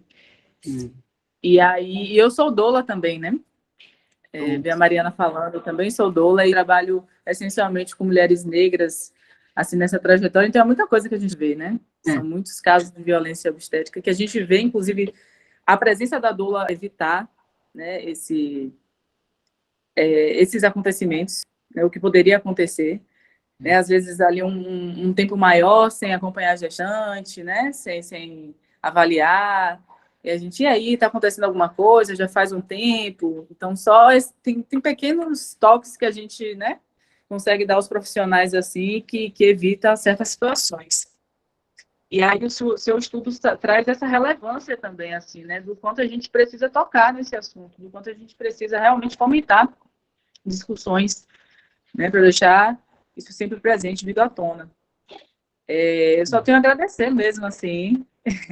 Essa era uma aula, quando eu vi logo assim que já estaria aqui, fiquei muito ansiosa para estar com vocês. Se alguém quiser falar também, trazer mais alguma coisa. Eu vi a Isis com a mão levantada. Baixou a mão, não vai precisar falar mais da Isis. Desistiu? Quero. Obrigada. Primeiro, agradecer mesmo tudo que a senhora trouxe, né? Fundamental, assim.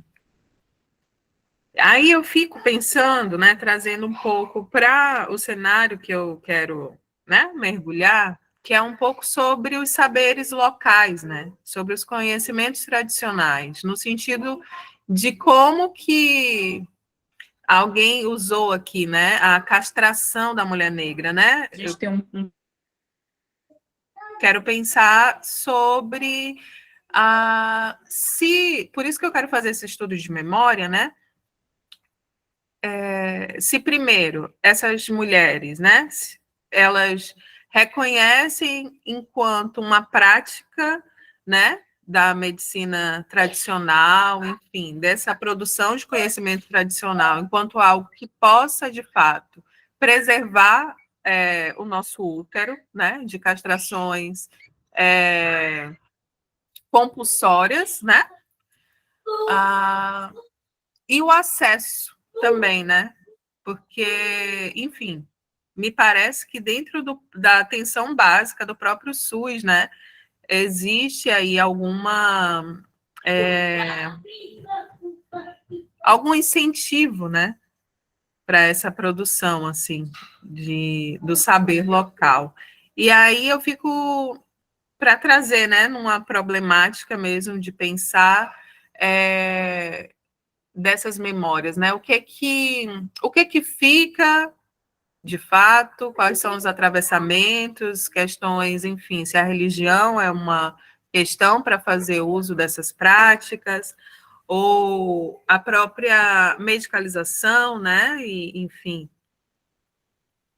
esses apontamentos. Aí eu gostaria de ouvi-la um pouco sobre isso, professora, e também sobre dados, assim, né, dados científicos, onde a gente consegue buscar, né? Eu vi que a senhora trouxe alguns, seria muito bom.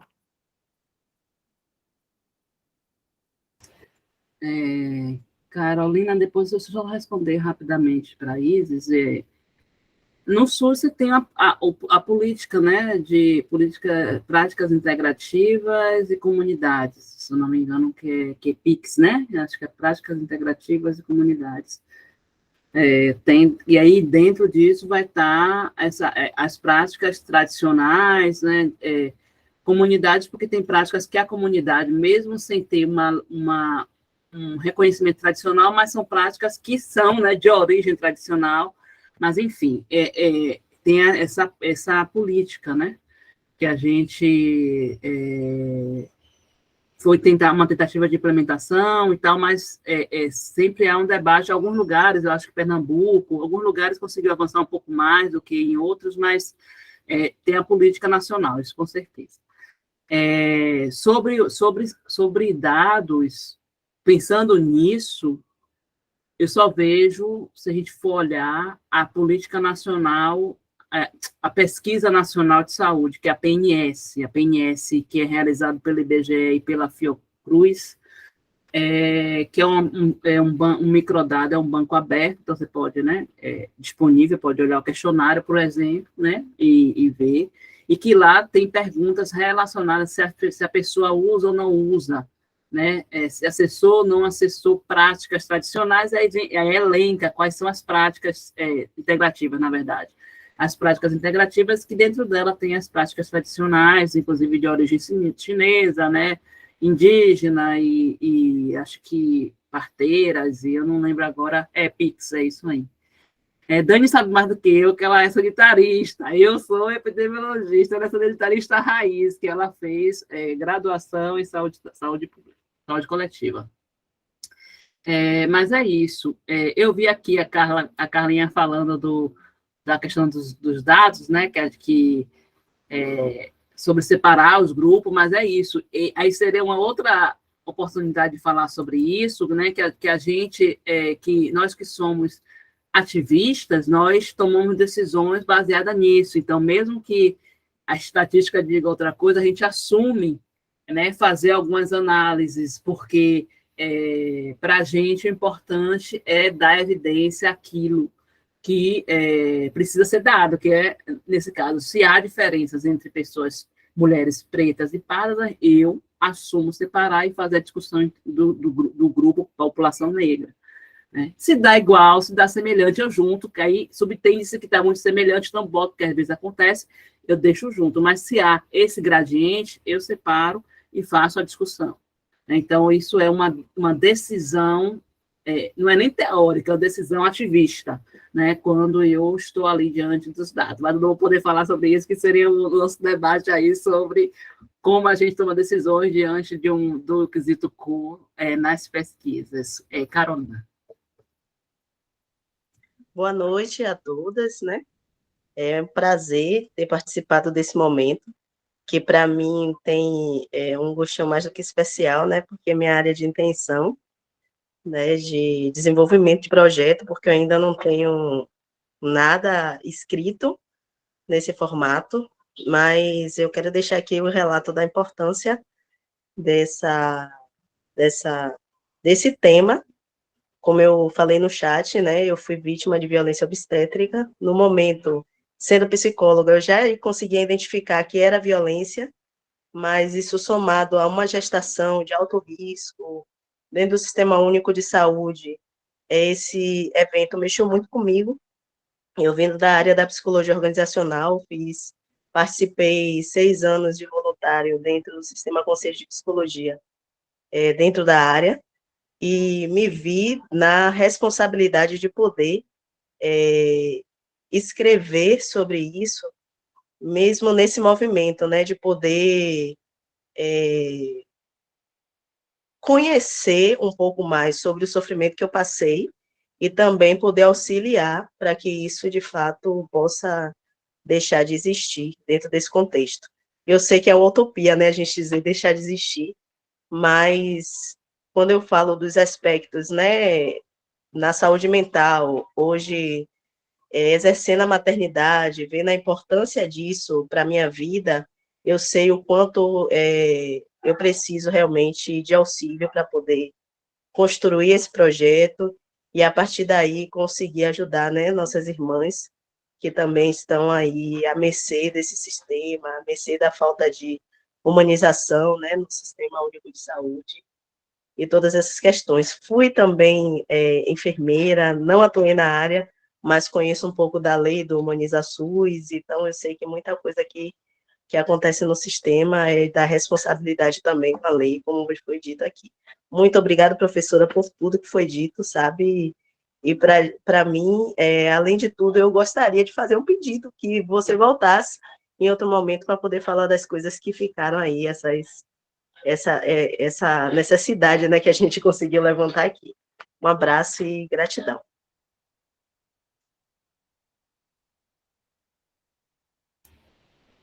Vamos bagunçar o negócio do Alpará Saberes, não. Eu vi aqui.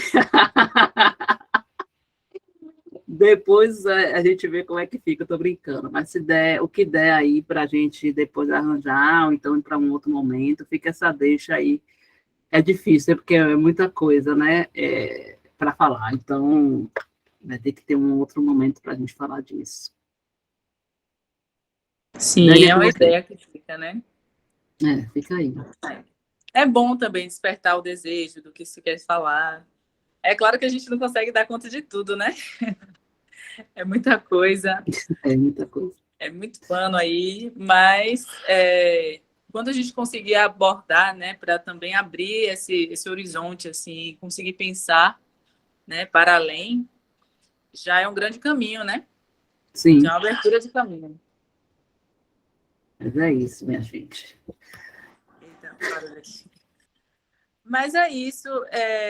Não sei se alguém tem mais alguma colocação para a gente fechar, mas assim, a gente já está encaminhando para o final mesmo, né? Uhum. Assim, já dentro do horário mesmo, assim, e a professora também está um pouco cansada. Acho que todo mundo, né, um pouco. Todo mundo está na... Assim, eu acho que é aquela expectativa, né, de sempre de querer ouvir e gera aquela adrenalina, aquela coisa, nossa, a gente está num papo super massa. Mas, assim, também descansar a mente, né? Agora é decantar para ver o que fica para fazer o mergulho no que interessa de fato, né? Esse caldeirão borbulhou, agora fica no exatamente. pezinho da panela. É muita coisa, é muita coisa. Professora, só preciso saber como eu não me perco de você. Tem um e-mail, um Instagram, eu desculpa. Te perturbar. Esqueci de colocar o negócio de e-mail, né, minha gente? Eu sou muito distraída com essas coisas. Mas no Instagram eu tô lá, Emanuele Aduni. Não, eu não sei qual é a melhor forma de falar, mas de repente eu já estou com seus estudos já para começar a ler. Pronto, botei aí meu e-mail no chat. Pronto. Pode me achar. Isso. O Manu falou também sobre alguns materiais, né? Se quiser mandar também para a gente utilizar. Tem uns artigos, né, que foi falado. É isso. Se quiser mandar esse material também, vai ser uma riqueza aí para a galera. Pronto. Para todas nós, inclusive. A Danizinha me chama lá Ah, você me chamou hoje, não foi? Você? Não, não foi você, não, porque senão eu saberia que era você. Não, acho que foi a Aline. Ah, no Zap, alguém... Aí que eu mando para não ficar mandando no grupo, não é? Para não encher. Aí eu prefiro mandar no privado. Pronto. Aí eu mando, entendeu? Eu chamo sim, com certeza. Tá bom, então, minha gente. Vamos descansar, que amanhã ainda é sexta, né? Vamos descansar. Obrigada, gente, pela presença também de todas, todos aí. Uma boa noite, muito obrigada, professora. Sempre uma honra ouvi-la e compartilhar o espaço prazer de troca. Um beijo enorme. Tchau. Boa noite, gente. Tchau, tchau.